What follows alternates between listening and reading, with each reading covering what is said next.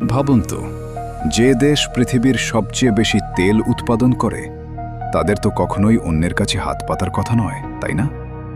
কিন্তু যদি বলি এই মুহূর্তে বিশ্বের সবচেয়ে শক্তিশালী দেশটি এমন এক অদ্ভুত ফাঁদে আটকে আছে যেখানে নিজেদের মাটির নিচে তেলের মহাসমুদ্র থাকলেও তারা এক ফোঁটাও নিজেদের জন্য ব্যবহার করতে পারে না। কেন? কিসের এত বড় বাধ্যবাধকতা? এটা কি কোনো অদৃশ্য শক্তির খেলা, নাকি নিজেদের তৈরি করা কোনো চরম বোকামি? অজানা পৃথিবীর এমনই এক ঘোর লাগা অধ্যায়ে আপনাকে স্বাগতম।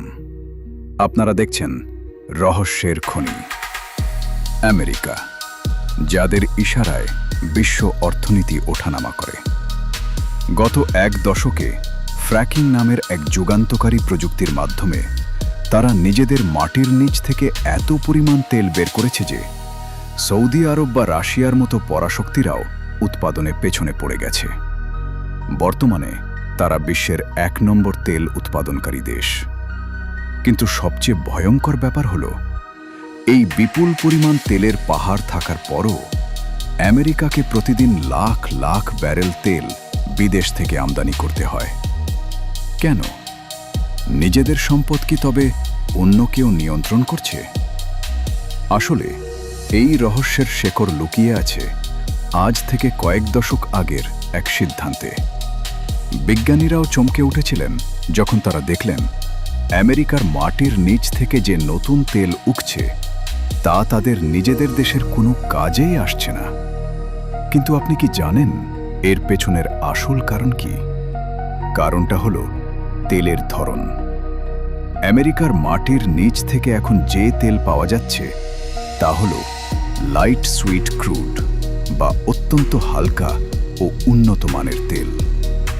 কিন্তু আমেরিকার বিশাল বিশাল তেল শোধনাগার বা রিফাইনারিগুলো তৈরি হয়েছিল বহু বছর আগে, আর সেগুলো ডিজাইন করা হয়েছিল মধ্যপ্রাচ্য, কানাডা বা ভেনিজুয়েলা থেকে আসা হেভি সোর ক্রুড বা ভারী এবং সস্তা তেল শোধন করার জন্য।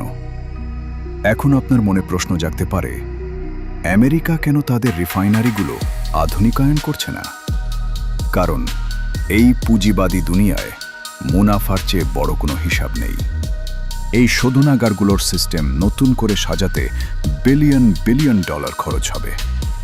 তাই আমেরিকার তেল কোম্পানিগুলো এক অদ্ভুত এবং জটিল অর্থনৈতিক খেলায় মেতেছে।